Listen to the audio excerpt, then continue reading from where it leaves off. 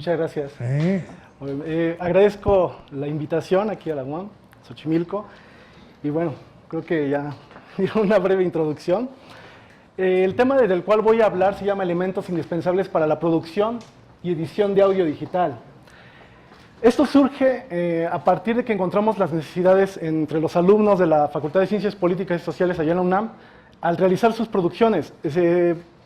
Pasaban por alto algunos elementos como muy indispensables o muy básicos para realizar algo de carácter o de calidad profesional. Entonces, son los elementos que vamos a ver enseguida. El temario, un breve temario de lo que vamos a hablar hoy. Bueno, la presentación que ya hicieron. Y los elementos indispensables antes de iniciar un proyecto. Cuando alguien se acerca, un alumno, un artista, un músico se acerca con nosotros, lo primero que tenemos que definir es el tipo de proyecto que va a realizar, ¿no? Si es una canción, radionovela, un producto de publicidad, ¿no? Y también tenemos que definir los objetivos y la visión, qué es lo que quieren lograr con ese programa, a quién va dirigido. No es lo mismo si yo hago un programa para adultos que para jóvenes, ¿no? Entonces tenemos que definir bien esos objetivos. Los elementos a grabar simultáneamente, si es una voz, no es lo mismo que si vamos a grabar un cuarteto, si vamos a grabar todo un coro, ¿no? Tenemos que utilizar diferentes herramientas o mayor número de herramientas. Y las herramientas sonoras se refiere a los equipos de creación y equipos de grabación a utilizar. Ahorita vamos a profundizar más sobre esto. ¿Qué necesito para grabar? De manera muy básica, un medio de captura, que sería un micrófono, como el que traigo puesto, un lavalier, una interfaz que me traduzca los datos de este micrófono, el sonido, lo pasa a un medio, a un lenguaje electrónico y después a un código binario, que sería lo de la computadora. Necesitamos un medio de almacenamiento. Anteriormente eran las cintas de carrete abierto, ¿no? Pero ahora es la misma computadora la que cumple diversas funciones. Es toda una plataforma donde se pueden hacer diferentes funciones. Y un software o programa de computación, un DO. Hay distintas compañías que se dedican a realizar todo este tipo de software. Otro elemento importante, la acústica del lugar. Tenemos que definir bien dónde va a grabar, si es en interior o exteriores, ¿no? Si el lugar, hay muebles como en este lugar, o si está vacío, donde va a aumentar mi reverberación. Y para eso tengo que tomar también en cuenta si hay algún tipo de tratamiento acústico. El tratamiento acústico podrían ser los mismos muebles, ¿no? Es donde va a reflejarse el sonido o lo van a absorber, ¿no? Va a darle cierta característica. Si las paredes fueran de piedra, sería muy distinto el sonido a que estuvieran cubiertas por alfombra o tela, ¿no? Eso todo va cambiando y con base en eso tengo que definir los micrófonos que voy a utilizar y, bueno, cómo los tengo que posicionar los micrófonos de acuerdo con respecto de la fuente sonora. La forma más básica, una grabadora portátil, esa como la Tascam, hay otras de Zoom, me parece. Estas se utilizan mucho cuando vamos a realizar entrevistas de campo, en exteriores, cuando vamos a sincronizar sonido, por ejemplo, cuando grabamos videos o cine, utilizamos esto a veces para hacer grabaciones o sonidos ambientales. Si tenemos una escena en un café y está una pareja declarándose amor y todo esto, escondemos una de estas grabadoras para que me grabe el ruido de la muchedumbre, ¿no? Lo combino con los lavalier que le pongo a los actores y entonces eso lo hace sonar más realista. En realidad en el cine se utilizan mucho tipo de micrófonos, desde lavaliers que ocultamos y otro tipo de micrófonos de condensador que se van posicionando o poniendo en diferentes partes del set, ¿no? Y una de estas formas como muy más básica, digamos, sería como este tipo de grabadora. Tiene ya incluidos los micrófonos de condensador y el medio de almacenamiento, ¿no? Que sería una tarjeta. Micrófonos. Hay muchos tipos de micrófonos, pero los que más usamos, sobre todo los que les encargo más a mis alumnos de producción allá en la UNAM, sería el lavalier, que es como el que traigo puesto aquí, ¿no? Son los imprescindibles en los actores. Cuando vamos a hacer entrevistas, tenemos un mejor control en la calidad de audio, ¿no? Pero también utilizamos otro tipo de micrófonos, ribbon o de cinta. Esos se utilizaban mucho o eran muy populares en los 40, 50. Cantantes como Frank Sinatra, Elvis Presley, grababan con este tipo de micrófono. Aquí la nota que hacemos con mis alumnos es, si ustedes dañan uno de estos micrófonos, son muy sensibles. Con darles un pequeño golpe, se descompone. Y son micrófonos muy caros, están en el rango de unos 20,000 a 60,000, 70,000 pesos. Entonces, si se tratan así como el santo grial, ¿no? porque sí, puede ser muy costoso. Hay compañías en estos días que hacen nuevas versiones de este tipo de micrófono, son más baratos, los llegan a conseguir en 10,000 pesos, pero no suenan, o suenan, son como emulaciones, pero no suenan como esos micrófonos originales, ¿no? Entonces sí hay como pequeñas variaciones. Hay otros como de bulbos, pero esos no se utilizan tanto. Y el otro micrófono, el popular, el dinámico, ese es el que ven en los conciertos.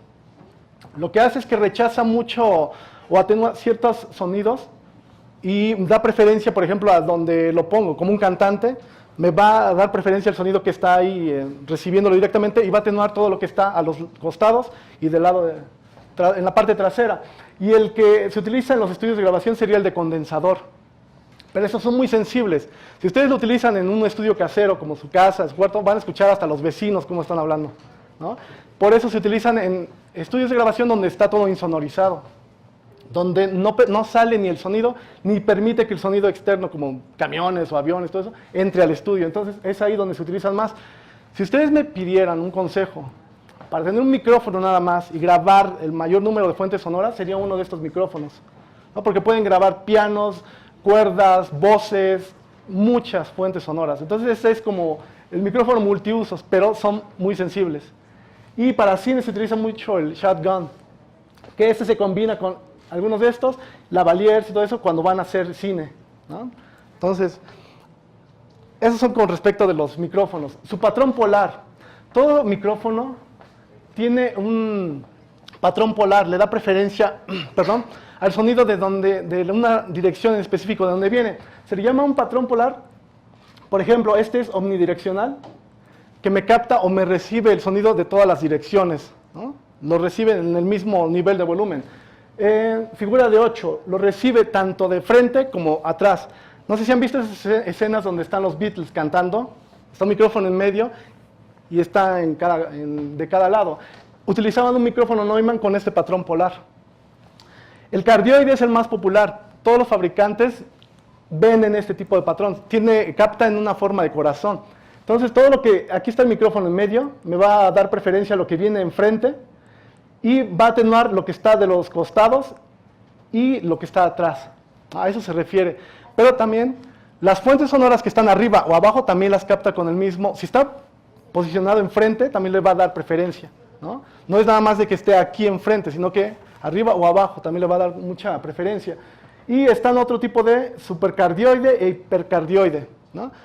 Hay algunos fabricantes que hacen este tipo de micrófonos, pero sí son un poquito más caros. Recomendaciones.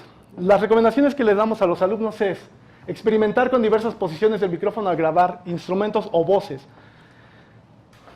El ejemplo más claro, por ejemplo, sería como la batería. Si yo tengo una batería ahí enfrente, ¿no? Está tocando mi músico. Si yo pongo un micrófono acá y después lo muevo un metro o medio metro, va a cambiar mucho. Si yo lo pego un poco más a la pared, me va a captar más las reflexiones que lleguen de esa pared. Me va a dar otro color, por así decirlo. Si lo bajo, o sea, si lo pongo a nivel de suelo, me va a dar preferencia al bombo y se va a escuchar la grabación con más graves. Si lo pongo arriba, va a dar preferencia a los platillos. Entonces, todas esas pequeñas posiciones van a influir mucho. En el caso de la voz, si yo pongo el micrófono a esta altura, estoy cantando y lo pongo más o menos a esta altura o a la altura de la nariz, va a dar preferencia a sonidos nasales. Se va a escuchar, ¿no? Como ese de, hola, ¿cómo está? Como el de Zoé, que canta, muy nasal. Ese tipo de sonido se nota. Si lo pongo enfrente, se va a escuchar más claro, porque va a entrar el sonido directamente al disco del micrófono. Y si lo pongo a nivel de pecho, va a escucharse más esto, los graves, los va a acentuar mucho. Entonces, todo eso, si pongo el micrófono así, va a quitar los sonidos como la P o la B, ¿no? O sea, todo eso hay que experimentar. Van conociendo su equipo. Si ustedes compran un micrófono, tomarse el tiempo de experimentar con diferentes posiciones. ¿Qué pasa si lo pongo aquí enfrente? Si después lo pongo acá y está captando hacia acá el sonido, van a notar muchos cambios. Entonces sí es importante todo eso. Tomar en cuenta la relación proximidad-ambiente. Si yo pongo un micrófono acá, va a captar un poco del ambiente. Si lo pongo más cerca, va a atenuarlas más y va a dar preferencia a lo que esté más cerca a él, ¿no? Todo eso se va a utilizar. Si yo quiero que suene más realista, entonces lo voy a alejar un poco. Si quiero que suene, no quiero perder la dicción de mi hablante o el ponente, lo acerco más a él, ¿no? Eso ya depende de las necesidades, pero sí va a influir mucho en eso, ¿no? Entonces, eso es como lo importante. Y lo que debemos evitar es poner a un parlando, a alguien que está hablando, y el micrófono en las esquinas. Si yo pongo un micrófono ahí, va a deformar el patrón polar, ¿no? Se van a acentuar los graves. Generalmente los graves se amplifican en las esquinas. Entonces tenemos que evitar las esquinas o posicionarlo junto a una pared. Prefiero ponerlo a esta distancia que esté más separado de la pared de un micrófono, ¿no? Eso va a influir también, pero es experimentar. Ahora, la otra cuestión es la creatividad. O sea, estas son como las reglas generales, pero no quiere decir que no se puedan romper, ¿no? Hay una historia, hay una banda que se llama Tame Impala, ¿no? El productor, músico, compositor, el que graba todo se llama Kevin Parker.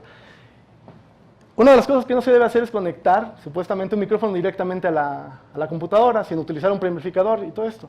Pero él pues no sabía, no leyó ningún tutorial o simplemente por necesidad lo conectó directamente a la computadora y sacó sonidos muy interesantes, ¿no? Entonces la creatividad también tiene mucho que ver. O sea, si estos son como las reglas generales, pero si la creatividad les permite obtener sonidos o calidades o colores, todo esto, es válido, ¿no? Los Beatles así empezaron también. Les decían que los micrófonos no se deberían acercar a los micrófonos ni estar así. Fueron los primeros que utilizaron estas técnicas, rompieron con esos esquemas, ¿no? Entonces, si vale más la creatividad, tiene más importancia, ¿no? Bueno, seguimos. Elemento importante, un preamplificador. En los estudios de grabación se utilizan estos preamplificadores para amplificar la señal que viene de los micrófonos. Pero las mezcladoras que vienen actualmente, las digitales como esta, ya vienen con preamps, una sección de efectos y sus faders para que podamos sincronizar diferentes fuentes sonoras simultáneamente, ¿no? Este es un plugin emulador. Hay compañías que venden emulaciones de preamplificadores de los años 60. Por ejemplo, esto se utilizaba en Abbey Road. Venden ya el plugin que les da una calidad muy parecida a esas consolas que se utilizaban. Con esta consola grababan los Beatles. Entonces, todos esos discos de Pink Floyd, Beatles, esos clásicos 60, 70, pueden conseguir un sonido muy parecido con estos plugins, ¿no? Después, si quieren, les dejo ahí el link para que chequen o vayan a ver estas compañías, porque si no, ya es como hacerles publicidad también. Y un compresor o hardware. La diferencia. Esto es lo que marca la diferencia entre producciones, digamos, caseras y profesionales. Lo que hace un compresor es como los sonidos muy fuertes los va atenuando de forma rápida o leve, según lo vayamos programando. Y los sonidos muy suaves los va a subir. Es como un ingeniero de sonido, ¿no? Está en un concierto. Tengo a mi cantante y está cantando muy bajito. Y entonces el ingeniero lo que hace es ir subiendo de forma gradual para que no se note o subirle rápido, ¿no? Porque ya, o sea, no se escucha y ya quiero escuchar, ¿no? Ya quiero que suenen las bocinas. Es lo que hace esto.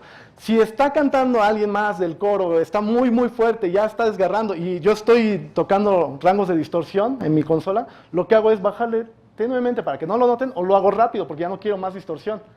Es lo que hace uno de estos compresores. Lo que va a hacer es darte un volumen constante, un rango dinámico constante, y eso es lo que va haciendo. Cuando tú vas metiendo sonidos y más sonidos y más sonidos, las capas al final te va dando un sonido como muy constante. Es la diferencia, o lo que hemos notado, o lo que se les recomienda a los alumnos que utilicen un compresor. Todos los programas de software, Audition, Pro Tools, todos tienen un plugin de compresor. Traen ecualizadores, compresores y delays, ¿no? De modulación. Entonces, aprendiendo a utilizar esto, al principio a lo mejor no lo van a notar, pero ya cuando van agregando capas de sonidos a su proyecto, al final van a escuchar el resultado, ¿no? Bueno, ese sería con respecto a los compresores. Hay compañías que hacen el mismo compresor, pero en plugin, un programa que trabaja dentro de los programas de edición de audio. Y por ejemplo, el compresor que viene en Audition sería como este. ¿Sí se alcanza a ver? Bueno, un poquito ahí. Es algo muy básico, nada más me pone los presets básicos y con eso ya puedo comprimir la señal, pero tiene la misma función y hace lo mismo, ¿no? Que el anterior. La otra, la computadora. Ese es nuestro medio de almacenamiento. Entre más poder RAM y más poder en procesadores tengamos, podemos grabar más fuentes sonoras simultáneamente, ¿no? Si nada más quiero grabar una voz con un procesador leve, una memoria RAM de unos 4 GB, 8 GB, sería más que suficiente, estaríamos corriendo ya con mucho poder. Pero si voy a grabar 16 voces al mismo tiempo, toda una banda al mismo tiempo, yo necesito de más potencia, porque si no lo que voy a causar es distorsión y clip en mis audios. Y eso ya no se puede corregir. Yo ya no puedo corregir en postproducción. Ahorita vamos a ver lo de la distorsión digital. Interfaz. Es lo que va a convertir los datos analógicos o del sonido a código binario. Pero hay de diferentes rangos. Por ejemplo, esta es muy transportable cuando vamos a hacer entrevistas a la calle y todo esto. Con una de estas se puede conectar a un teléfono, a una computadora, una laptop y da un sonido muy bueno. Hay otras de un solo canal, pero ya los rangos van aumentando. También la calidad va subiendo. Pero ahorita vamos a ver otro elemento que tienen que ver o poner mucha atención para escoger una interfaz. Y hay otras, por ejemplo esta de Universal Audio, es muy portátil, pero esas ya lo que les dan. La característica es que este es como el sonido lo publicitan como moderno. Estos hacen emulaciones de productos con los que grababan en los 60s o 70s, ¿no? Con la que grababa John Lennon, todo eso. Los aparatos que utilizaban en los estudios de grabación de antes hacen las emulaciones para computadora de esta compañía. Y están otras interfaces ya mucho mayores, de 64 canales, como las de Pro Tools, ¿no? Hay otras compañías, pero esas son como las más populares, ¿no? Bueno, tenemos que tomar en cuenta al ir a comprar nuestra interfaz, en cuánto me graba el muestreo, ¿no? Generalmente, lo que les recomiendo es que por lo menos graben a 48 kHz, que sería como la calidad de cinta digital. 96 kHz ya es como de lujo, ya es lo profesional, todos los estudios, si ustedes llevan su proyecto, lo recomendable es llevarlo a 96 kHz. Y hay otros que ya lo hacen en 192 kHz, ¿no? Ya es mucho mayor, pero entre mayor es la calidad, también es mayor el peso, el tamaño del archivo sonoro que va a crear, ¿no? Va a pesar mucho. Entonces se tiene que tomar en cuenta eso a la hora de comprar una interfaz. La resolución del sonido, los rangos que manejamos, digamos, en el ámbito profesional serían 24 o 32 bits. Menos ya no. Preferimos grabar a la calidad máxima y después exportar a este tipo de calidad, a MP3, a FLAC, pero todos los proyectos, cuando es algo muy importante, algo muy profesional, lo grabamos en la mayor cantidad de bits. 96 kHz, que era la plantilla anterior, y 24 o 32 bits. Y de ahí yo ya tengo mi máster y puedo exportar a otras calidades. Pero no va a haber mucha pérdida o no se va a notar mucho la diferencia en el sonido. Y aquí ponemos las plataformas O2 de software de edición de audio que más se utilizan. Son para las dos plataformas, tanto Windows como Mac. Sería Audacity, que es libre, no gratis. Cubase Pro, me parece que es una compañía alemana. También son muy buenos. Pro Tools, que era hasta hace poco el estándar de todos los estudios de grabación, ya quedó abierto, ya se puede utilizar en Windows y en Mac. Y Adobe Audition, que está tomando como una buena posición en el mercado, ¿no? No puse ni Logic ni GarageBand porque es nada más para Mac. Entonces no pueden exportar sus proyectos a otras plataformas o trabajarlos. Y los formatos de audio, los más utilizados, nosotros utilizamos más el WAV o Broadcasting WAV, que es donde podemos meter metainformación, los datos de dónde fue grabado, locación, el autor, a qué hora, todo eso, los datos de Broadcast WAV se meten aquí. Es como el más universal. Lo utilizamos porque lo podemos exportar a cualquier estudio de grabación y sin problemas. AIF también es universal, pero luego nos ha tocado que lo convierten de AIF a WAV. Entonces, como que para no perder tiempo, pues preferimos hacerlo en WAV. Y MP3 sería el formato de compresión, lo que se utiliza para mandar archivos a través de Internet, ¿no? O ahora que están de moda las descargas o el streaming, bueno, ese sería este. Y para los audiófilos, el FLAC, Free Lossless Audio Codec. El códec que utilizan para comprimir la señal hace que se pierda muy poca información, ¿no? Entonces es como lo más recomendable Hay plataformas o sitios en Internet donde se comparten discos enteros y lo hacen a través de esto.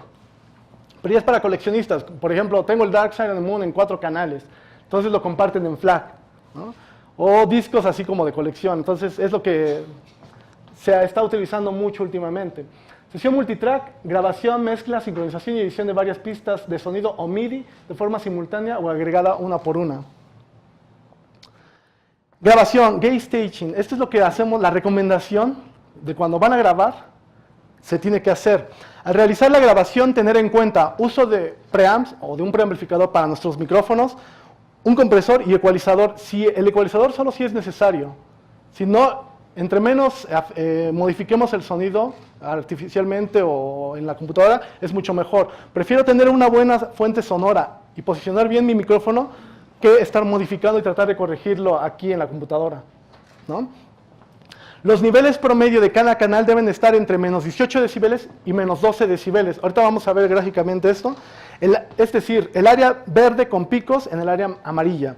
Y evitar siempre, a toda costa, los niveles del área roja, la distorsión digital. A esto se refiere. Por aquí empieza el cero digital. Y hacia la izquierda empiezan los valores negativos. Menos 1, menos 2, menos 10, menos 20, hasta el infinito, que sería, ya no hay sonido ahí, no se escucha más bien. Entonces, aquí hay un área, el sonido en promedio está en el área verde y de repente algunos picos llegan a tocar el color amarillo. Eso es lo más recomendable. Aunque lo escuchen bajito, porque muchos le suben a la ganancia en su consola y los hacen llegar hasta acá. Es que lo escucho muy bajito y casi no se oye. En realidad, el mejor nivel para trabajar sería en esta zona. Todo debe de quedar siempre en los menos 18 y menos 12 decibeles. Es lo más recomendable. Incluso para utilizar plugins, esos son los niveles recomendados. Ahorita vamos a abrir una sesión en Logic para que vayamos viendo todo esto, de cómo se hace la grabación y cómo están los picos y todo esto. Eso es lo que se debe evitar, la distorsión digital. Si se dan cuenta, aquí ya se encendió un foquito rojo, ahí dice distorsión digital. Es lo que nunca se debe hacer. Casi todos los alumnos nos entregaban archivos que estaban clipeando, decían, o distorsionando. Eso ya no lo puedo corregir en postproducción. Si llega así el archivo, los regresamos, ¿no? En compañías de televisión donde hemos estado o algunos videos que nos han entregado, nos dan el material así, lo tienen que volver a grabar. Y es pérdida de dinero, es tiempo, dinero, todo eso. Entonces, esto es lo que se debe evitar, tanto en la grabación, mezcla y masterización. ¿Sí? La mezcla. Al realizar la mezcla, los niveles promedio del volumen canal maestro deben estar en menos 6. Ahorita vamos a ver a qué me refiero con esto. Y evitar siempre los niveles del área roja, o sea, la distorsión digital.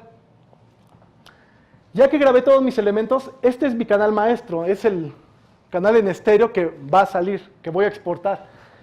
Aquí, los archivos, en la plantilla anterior, vimos que está aquí el promedio de cada instrumento, pero el promedio del volumen general está aquí, en los amarillos, ¿no? Máximo debe estar en menos 6 decibeles. No podemos pasar eso, porque cuando mandamos a masterizar, el ingeniero de masterización debe de tener esta área para poder hacer cambios, amplificar el sonido, ponerle ecualización, abrir el paneo o panorama estéreo, todo eso. Si tienen una banda de música o algo así, cuando hacen su mezcla, lo máximo que pueden llegar es esto, para dar un rango para hacer la masterización. ¿Okay? La masterización. Al realizar la masterización, uso de compresores, ecualizadores y limitadores en track estéreo. ¿Pero qué es la masterización? Cuando yo hago mi mezcla, posiciono los elementos en el panorama estéreo, ya sea izquierda, derecha, centro, o enfrente, en medio o atrás, ¿no? Es lo que hacemos con la mezcla. Si acaso corregimos algunas cosas, como hay un rebote en la tarola, ok, pongo un ecualizador y corto algunas frecuencias, o acentúo algunas otras, que quiero más brillo en la voz, para que destaque en medio de todos estos instrumentos. Entonces subo un poco con los ecualizadores. Pero la masterización es lo que le va a dar. Yo exporto mi mezcla a un archivo estéreo, me lo entregan, yo soy el ingeniero de masterización, y entonces yo voy a ponerle un ecualizador, un compresor, para que otra vez me vaya dando como un rango constante en el rango dinámico, y subo el volumen sin alcanzar la distorsión para que pueda competir con las grabaciones profesionales, lo que escuchan en la radio. Es el proceso que se hace en masterización. Ustedes, si a cualquier estudio de grabación, ya sea Abbey Road, el estudio casero, si escuchan una mezcla de música, de un programa, una radionovela, todo esto, van a escucharlo muy bajito. Por eso de que estamos cuidando ahí los niveles, ¿no? Siempre estamos observando este indicativo, o este indicador. Cuando ustedes mandan el producto a un estudio de masterización, entonces es donde ya le dan los volúmenes, le dan como un panorama óptico, o óptimo más bien, o volúmenes más fuertes para que lo puedan reproducir en todos los sistemas de audio, desde audífonos, un iPhone, una computadora, en un estudio de grabación, en un estéreo, todo eso. Ahí, ese es el proceso de la masterización, ¿no? Y ahorita les voy a demostrar cómo es lo que se hace. También en la masterización se insertan apariciones y desapariciones, como fade-ins, fade-outs, ¿no? Los espacios entre canciones. En una radionovela, cómo cortar algunos espacios que están con silencios. Todo es lo que se va detallando, puliendo los detalles, ¿no? Para ya darle la presentación profesional. Y siempre se evita tocar la distorsión digital. En la masterización, si se dan cuenta, los niveles ya están, se ve como rojo, pero nunca se está encendiendo el foquito aquí rojo, que me indica una distorsión digital. Ponemos limitadores para que todo el sonido que llegue ahí, es como una pared, no pasa y no pasa, ¿no? Pero algunos, últimamente en las producciones, sobre todo en las de pop, como Lady Gaga y Katy Perry y todos estos artistas, lo que hacen es empujar todos los sonidos hacia esta pared, ¿no? Entonces, de repente, cuando ustedes escuchan esas canciones, ya no hay tantos matices como las canciones de los 60, 70, 80, ¿no? Todo lo escuchan acá, o sea, está todo estrellándose aquí en sus oídos. Se le llama la guerra de los volúmenes o la masterización, ¿no? A partir del año 2000 más o menos empieza como a aumentar y todos quieren subirle el volumen a sus canciones. Quiero que lo haga sonar más fuerte porque eso llama más la atención del escucha. Si ustedes escuchan un ruido fuerte, voltean a ver de dónde proviene, ¿no? Les llama más la atención y destaca más. A eso se refiere. Entonces, últimamente lo que se está propugnando es para que se respete otra vez los matices de una canción, de una producción, se vuelva como a lo original y no abusar tanto de los limitadores, compresores y de esta masterización, ¿no? De subirle todo volumen para que destaque. Ejemplos, vamos a poner un ejemplo. Cuando empezamos una producción, también me dedico, soy productor de artistas, y entonces alguien me llega y me dice, ok, tengo una idea para una canción, ok, grabamos un demo, ¿no? Ahorita traigo un material mío, porque no pude pedir permisos para otros artistas, excepto a una amiga que la traemos aquí, pero les vamos a poner, por ejemplo, el demo.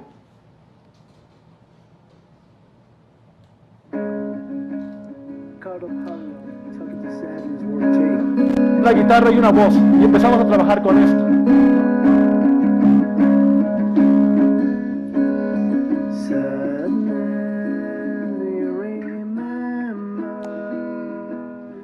A partir de eso, vemos los objetivos, la visión que tenemos y empezamos a definir qué es lo que quieres hacer, de qué trata esta canción, de qué es tu material.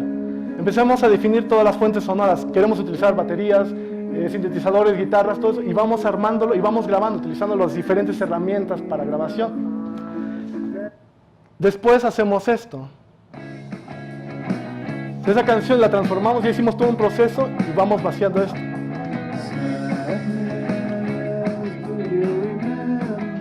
Esta es la mezcla nada más, no hay correcciones de ecualizadores ni compresores.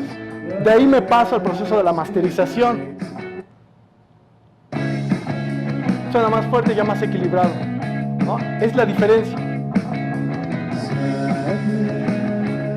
Y abrimos el panorama estéreo. A lo mejor ya si lo escuchan con los audífonos ya van a notar que hay más presencia de voces, hay como más equilibrio en todos los elementos. Ok. Vamos a lo siguiente. Vamos a abrir ahorita un proyecto que tengo en Logic, que sería de esta canción, y después les voy a mostrar otro. Este es el proyecto de esta canción, cómo fuimos grabando. Sadness, do you remember your last good times, your last good nights? Los niveles del volumen de la voz están aquí, entre menos 18 y menos 12 decibeles. A veces llega a pasar un poco, pero... Ahora, hay algunos trucos que se utilizan mucho en la producción de música. Si tú tienes dos ondas sonoras muy parecidas, lo que van a hacer es que se van a apoyar unas a otras, ¿no? Si es exactamente igual y una de ellas la paso o la pongo a destiempo, se va a empezar a cancelar, ¿no? Pero esto lo utilizamos a beneficio de poder acentuar algunos sonidos. Por ejemplo, se utiliza mucho en los coros. Ustedes van en su verso y de repente meten la otra voz haciendo la misma figura musical y lo que van a hacer es que va a notar como si creciera. Vamos a ver esto, o a escucharlo más bien. Tenemos una voz. Está aquí la voz. Y ahorita vamos a abrir el micrófono para esta. Do you remember your last good times, your Y vamos last agregando good voces. nights in here? Se va escuchando como un coro ahí. Always with a faint love that's in your heart, that's in your mind, indeed. Se oye como si fuera una voz. Ese es un truco que la música actual tiene.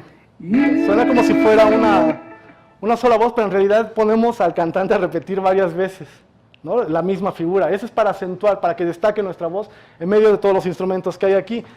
Todos los instrumentos que yo quiero destacar siempre los voy a grabar por lo menos 2 veces, ¿no? Y los voy a panear de acuerdo a los objetivos que traigo.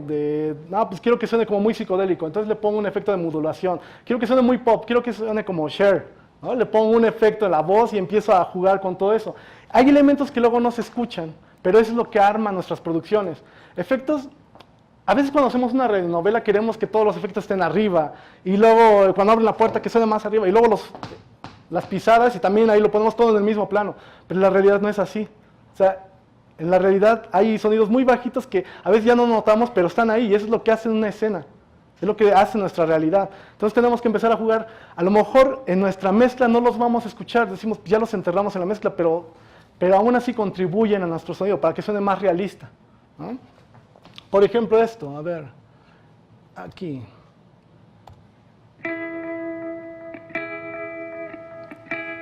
En la canción que les acabo de poner eso no lo escuchan, no se oye, pero eso contribuye mucho a nuestra producción. Your last good times, your last good nights in here. Y así es como vamos armando, digamos, las canciones. With a faint love that's in your heart, that's in your mind, indeed.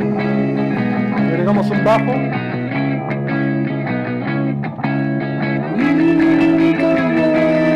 Y unas cuerdas.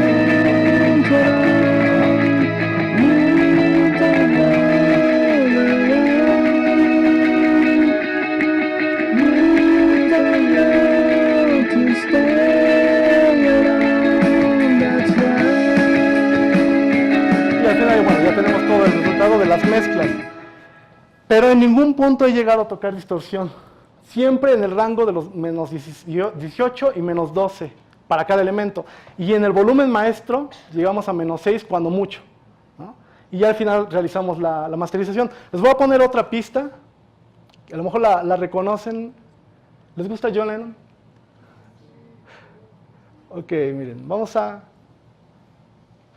es una multitrack que conseguimos en internet y es con fines educativos, entonces es válido.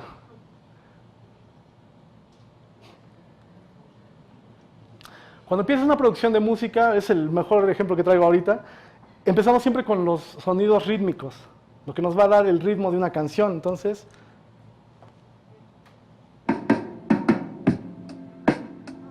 empezamos a grabar primero la batería, después agregamos un bajo,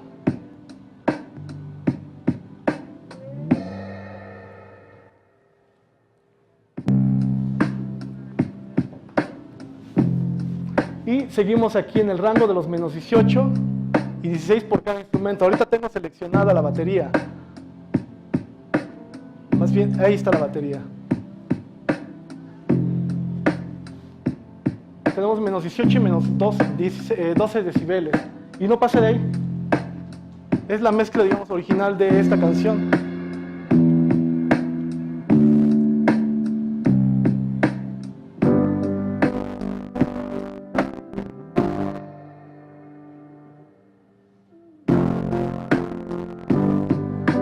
Es el piano. Y también el piano está como en los menos 18 y menos 12 decibeles.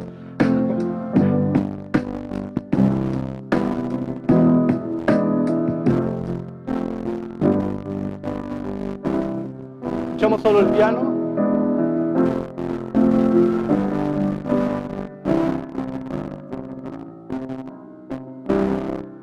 aquí también seguimos en verdes. Este es el canal maestro, no hay distorsión, siempre lo estamos cuidando eso. Todo está en verdes, es lo más óptimo, aunque lo escuchen muy bajito y aquí yo les subo a todo, pero aunque lo escuchen muy bajo aquí en su computadora, eso está bien. Si siempre estoy en el rango de los verdes, es lo más recomendable.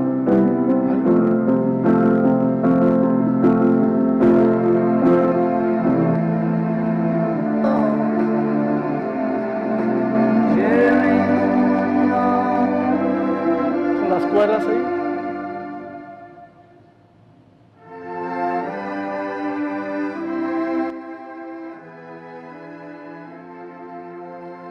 Las cuerdas lo que van a hacer es que van a darle como van a unir toda la canción, es lo que les da la base o cama a toda nuestra canción.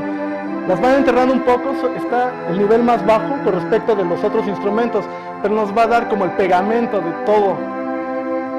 Eso sirve como cama, se utiliza mucho para eso, ese es el efecto que te da. Todos estos pads, cuerdas, para eso sirven. Pues bueno, ya vamos a acabar. Serían las conclusiones y recomendaciones. Primero, definir el tipo de proyecto, elementos a grabar y las herramientas que vamos a utilizar, dependiendo de qué es lo que vamos a hacer, a quién nos vamos a dirigir, ¿no? Conocer la acústica del lugar es muy importante. No es lo mismo grabar en interiores que en exteriores. También, para efectos creativos, todo eso ayuda mucho. Un micrófono de condensador para distintas grabaciones. Si yo nada más comprara un micrófono, lo que yo recomiendo es uno de condensador de diafragma grande, como el que veíamos ahí en las imágenes, para poder grabar el mayor número de instrumentos o voces. Micrófono, probar distintas posiciones. Pero el hecho de que un ingeniero o alguien les diga, eso no se debe hacer, a lo mejor consigue un efecto muy creativo, ¿no? Es válido, ¿no? Entonces, empezar a experimentar con el equipo que tienen o del cual disponen. Utilizar un preamplificador, utilizar un compresor, que es lo que va a hacer la diferencia, les va a dar ese carácter de lo profesional, ¿no? Los va a poner en ese rango, van a notar una mejora muy grande en sus grabaciones al utilizar un compresor. La elección de la interfaz de acuerdo a las necesidades. Lo que había dicho, los elementos a elegir una es de 48 kHz o 96 kHz, que ya es el rango de lo profesional. Y bueno, mayor memoria RAM y potencia de procesadores de una computadora, mayor capacidad de grabación de varias fuentes sonoras, y lo que habíamos dicho de los niveles, ¿no? Con esto damos por terminado. De verdad agradezco mucho. Si tienen alguna pregunta, duda, a lo mejor me fui muy rápido y fue como mucha información, pero les agradezco mucho el que hayan dado su tiempo para escucharme, ¿no? Muchas gracias.